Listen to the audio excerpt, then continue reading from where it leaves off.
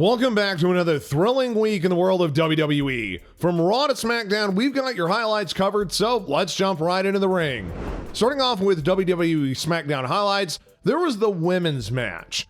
And SmackDown starts off with a match involving Damage Control and Tiffany Stratton against Bayley, Naomi, Bianca Belair, and Jade Cargill. Stratton wasted absolutely no time showcasing her dominance, delivering a spinebuster to Bayley and nearly securing the victory. Damage Control and Stratton took turns dismantling Bayley, with Stratton landing an acrobatic elbow directly to Bayley's face. Jade Cargill tagged in, unleashing her power with a pump kick on Kari, a choke slam on Asuka, and a backbreaker on Dakota Kai. In the end, though, Bianca Belair delivered her signature KOD to Dakota Kai, winning the match. Moving on now, we have the RKO show. Kevin Owens greeted the crowd in French before revealing the special guest for the show, none other than Paul Heyman. Heyman, the wise man, took the spotlight and actually had a request. Heyman extended what he called a favor to Orton and Owens, urging them to back out of their scheduled match against Solo Sikoa and Tama Tonga. The idea, well, it didn't sit too well with Orton, branding Heyman as the biggest piece of trash in the industry. Solo Sikoa and Tama Tonga had launched an assault from behind, sparking chaos in the ring. WWE officials rushed to intervene, but Orton and Owens fought back, taking out everybody in their path. Now we got a Town Down Under versus Street Profits. The match with Dawkins and Ford showcasing their teamwork, landing a series of combinations on Waller, along with Austin Theory coming in to save Waller, allowed Waller to deliver a drop kick to Dawkins and Theory taking out Montez Ford with a flatline. With the Street Profits aiming to become tag team champs again, they attempted to deliver their signature blockbuster on Theory, but Theory, being the heel, raked Dawkins' eyes while the ref wasn't looking, and with the ref still distracted, Waller capitalized with a flatline on Ford, and afterwards, Theory then pinned Ford to retain the titles. AJ Rhodes and Cody Rhodes facing off together. Cody Rhodes and AJ Styles both made electrifying entrances for the main event of SmackDown.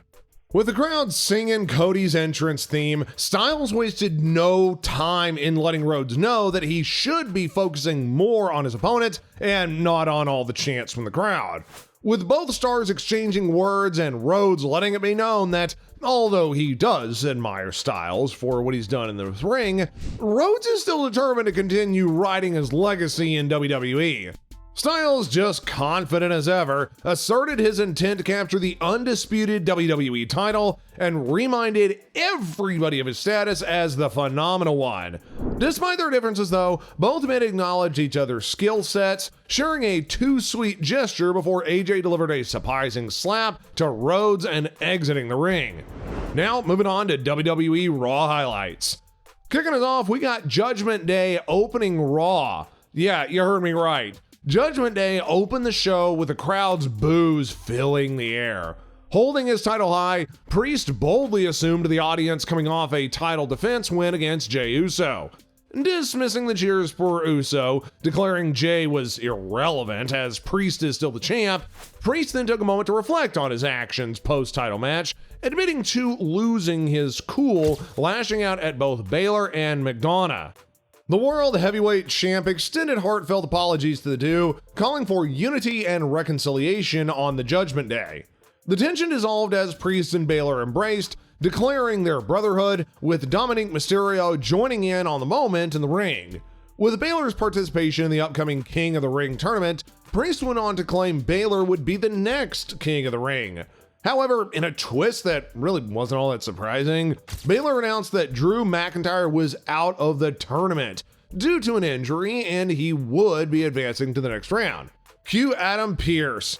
Pearce had announced that Balor would actually have a new opponent for the tournament who would be none other than the main event Jey Uso. So we ended up getting Balor versus Jey Uso. The match in and of itself did start off with quite a bit of intensity as both stars tried to gain control of the match. Balor hit a basement drop kick, but Jey wasn't down for long. Despite Balor's chops and a tough shoulder tackle, Jey turned the tables with a spectacular suicide dive, bringing this action outside the ring. Balor turned up the heat by sending Jey crashing into the ring post and over the commentary table. Jey, who was still not down though, delivered his signature yeet punches and a high-impact crossbody block.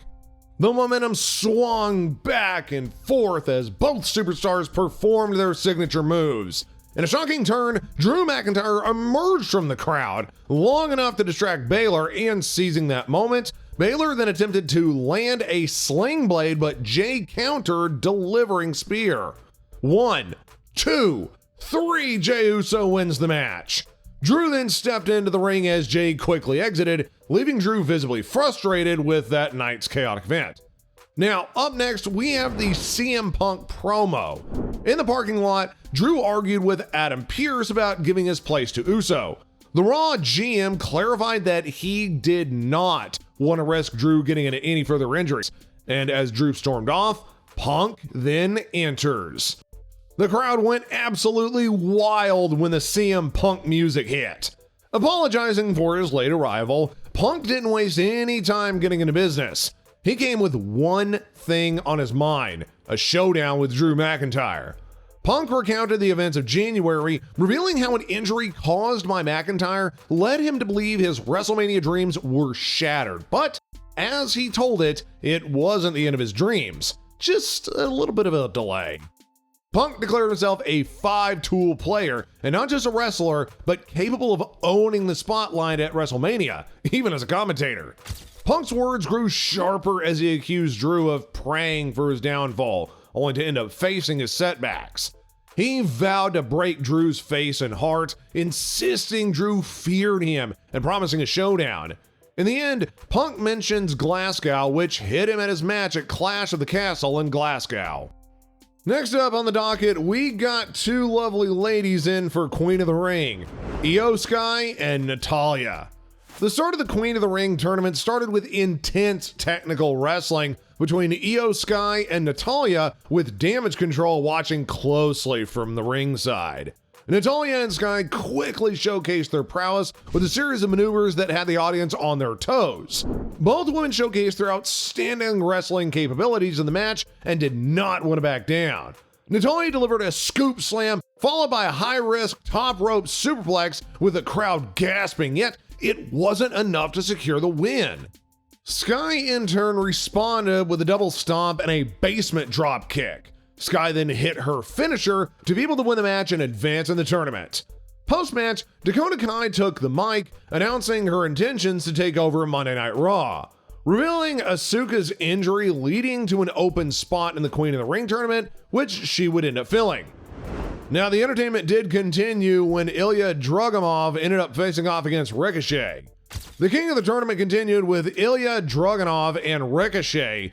Now, the match did start with impressive back and forth action, setting the stage for a high-octane confrontation.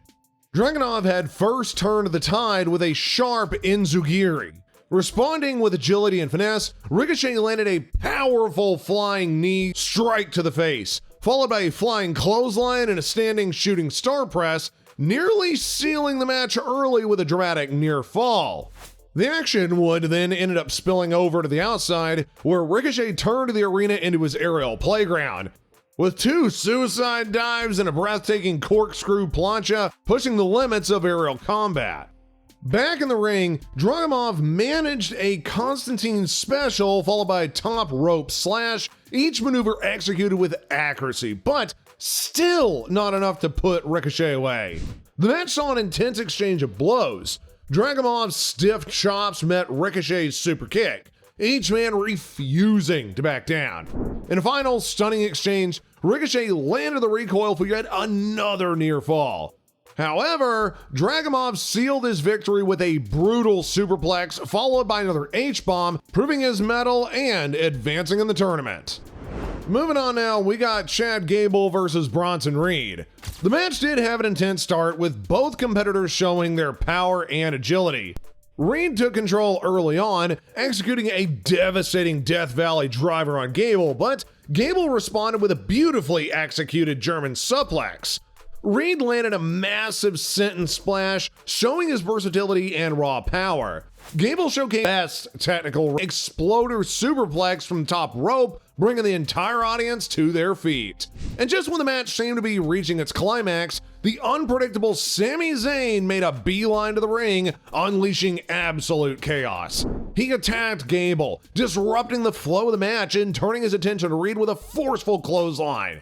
Gable managed to land a German suplex on Sami, but Zayn quickly retaliated with an exploder suplex into the corner.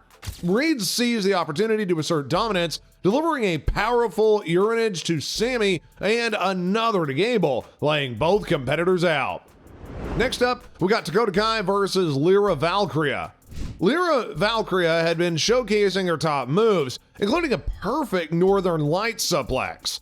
Kai took control for a few moments with a big boot. However, Valkyria was well all over the place with her speed and agility. She hit her signature Nightwing to be able to beat Kai and advance in the Queen of the Ring tournament. Rounding it down now, we finally have Gunther versus Sheamus. And with Gunther versus Sheamus both wanting to become King of the Ring, they faced off in the main event. From the opening bell, it was clear that neither competitor would hold back. The ring reverberated with the sound of brutal chops as Sheamus and Gunther unleashed their fury upon one another. Sheamus's back suplex had seemed to give him the upper hand, but Gunther's resilience knows no bounds. With each and every chop and boot, he proved why he earned the ring general title. Gunther's 10 beats of the Bodhrán had seemed unstoppable, but Sheamus, he had other plans. The momentum shifted back and forth as both competitors refused to stop. Kaiser's interference only added fuel to the fire as Gunther continues his relentless assault, targeting Sheamus's leg. Sheamus's resilience knows no bounds as he continues to fight on, landing a kneecap followed by a devastating brogue kick, but Gunther's single leg crab had proved too much to bear. Sheamus tapped, giving a victory to the ring general, and it's one of the best matches on Raw in the last couple of weeks, as both men left all of it in the ring. Well guys, with all that now, we're gonna go ahead and tune it off. So remember, subscribe to the channel, hit that notification bell so you don't miss any more updates on these thrilling developments, and also drop a comment below with your predictions and thoughts on this week's show. Until next time folks, we'll see you later.